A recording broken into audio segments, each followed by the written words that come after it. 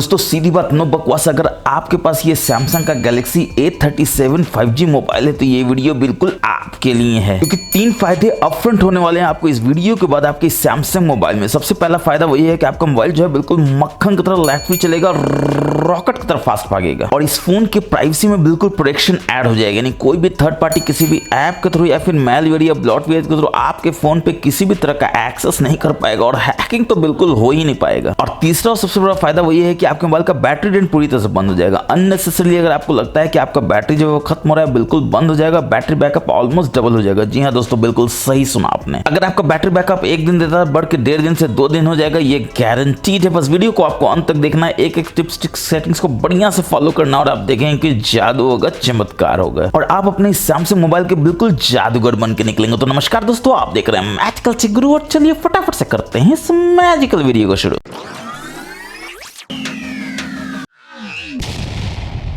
तो चलिए दोस्तों शुरुआत करते हैं एक ऐसे सेटिंग से जो मेरे को भर भर के मैसेज आता है मेरे व्हाट्सएप पे, मेरे इंस्टाग्राम पे, मेरे यूट्यूब पे, कि ये जरूर बताना है कि यूट्यूब को बैकग्राउंड में कैसे आप रन कर सकते हैं। यानी कि यूट्यूब को आप मिनिमाइज कर दीजिए या अपने मोबाइल को लॉक कर दीजिए, फिर भी आप उसके साउंड को सुन सकते हैं ताकि आपका बैटरी बहुत बचे। क्योंकि बहुत बार ऐसा रिक्वायरमेंट होता है कि बैकग्राउंड में आपको रन करना होता है यूट्यूब को, तो उसके लिए आपको कुछ नहीं करना है। यूट्यूब के पहले आपको यहाँ क्रोम में जाना है और यहाँ पर से यूट्यूब को आपको ओपन कर लेना है। 3 डॉट्स के मेन्यू में जाना है और यहाँ पर आपको डेस्कटॉप साइट मिलता है, इसको इनेबल कर लेना है। इसके बाद जो भी वीडियो आप ओपन करना चाहते हैं यहाँ पर फटाक से ओपन कर लीजिए, और थोड़ा सा वॉल्यूम देते हैं ताकि आप सुन सके कि वॉल्यूम आ रहा है यहाँ पर। और आप देख सकते हैं ये वॉल्यूम बार कितना शानदार है दोस्तों, इतना बढ़िया कलर का वॉल्यूम बार है जो आपके मोबाइल में अभी तो नहीं आ रहा होगा। तो अगर आप भी चाहते हैं कि इस तरह से कलरफुल वॉल्यूम बार आए बिल्कुल एनिमेशन के साथ, तो आप मेरे सैमसंग के टिप्स एंड ट्रिक्स की वीडियो को देख सकते हैं जो ऊपर आई में है नीचे डिस्क्रिप्शन में, कि कैसे 99 से ज्यादा hidden tips and tricks and various features आपके सैमसंग मोबाइल में है। अगेन जिसको आप जान जाएंगे तो आप बिल्कुल प्रो यूजर हो जाएंगे इस सैमसंग मोबाइल के, ये गारंटीड है। तो अभी देखिए YouTube को मैंने मिनिमाइज किया तो आवाज ही गायब हो गया। यहाँ पर लाएंगे तो फिर से देखिए आवाज आ जाएगा, जैसे ही मैं प्ले करूंगा देखिए प्ले हो रहा है। इनफैक्ट अगर मैं इस मोबाइल को लॉक करता हूँ तो भी आप देख सकते हैं कि आवाज जो है वो बिल्कुल गायब हो जाता है, और कितना बढ़िया एनिमेशन स्क्रीन के साथ ये लॉक स्क्रीन आता है, आपने गौर किया होगा। तो चलिए देखते हैं कि YouTube को कैसे आप बैकग्राउंड में रन कर सकते हैं। आपको सबसे पहले यहाँ जाना है, ऊपर से नीचे से स्वाइप करना है, देखिए YouTube यहाँ भी आ रहा है, बस यहाँ से इसको प्ले कर दीजिए, और अब देखिए आवाज आ रहा है। अब आप इसको मिनिमाइज भी करेंगे, लॉक भी करेंगे, तो देखिए आप YouTube को बैकग्राउंड में रन कर रहे हैं। आप देख सकते हैं मोबाइल जो है वो लॉक है, अगर डबल टैप करेंगे तो देखिए लॉक स्क्रीन आ जाएगा। YouTube में आप बैकग्राउंड में आवाज सुन रहे होंगे यहाँ से, जिसको आप यहाँ से भी कस्टमाइज कर सकते हैं। बस यहाँ से आप इसको डबल टैप करके यहाँ से पॉज कर सकते हैं, प्ले कर सकते हैं। चलिए बढ़ते हैं नेक्स्ट सेटिंग की तरफ। तो आपको सेटिंग्स में जाना है, यहाँ पर आप थोड़ा सा नीचे आएंगे तो आप देखेंगे आपको सिक्योरिटी एंड प्राइवेसी देखने को मिल जाता है, जिसमें सबसे पहले ये आपको खुद ही बता देगा कि आपको क्या चेक करना है। तो सबसे पहले तो आप यहाँ पर देख सकते हैं ऐप सिक्योरिटी, जो बहुत इंपॉर्टेंट है। यानी कि ऐप प्रोटेक्शन आपको जरूर से ऑन रखना चाहिए ताकि आपका सारा ऐप जो है प्रोटेक्टेड हो। बस यहाँ से आपको इनेबल कर देना है टर्न ऑन करके, और आप देख सकते हैं कि नो थ्रेड्स फाउंड, यानी कि सारा का सारा ऐप आपका सिक्योर है। स्कैन करके भी आप यहाँ पे चेक कर सकते हैं। इसके बाद आप जैसे ही बैक जाते हैं तो गूगल प्ले प्रोटेक्ट और ऐप प्रोटेक्शन दोनों आपका अप टू डेट होना चाहिए। नहीं है तो फटाक से अप टू डेट कर लीजिए, क्योंकि लेटेस्ट आपका अपडेट होना बहुत जरूरी है आपके सिक्योरिटी के लिए, आपके सैमसंग मोबाइल का। इसके बाद लॉस्ट डिवाइस प्रोटेक्शन भी आपका इनेबल होना चाहिए। जैसे फाइंड माई मोबाइल है दोस्तों, जरूर से आपका मोबाइल जो है फाउंड होना चाहिए अगर खो जाता है किसी भी सूरत में। तो देखिए allow this phone to be found, yes. Send last location obviously आपको ऑन कर लेना है, क्योंकि लास्ट लोकेशन तो ऑन होना ही चाहिए, ताकि आपका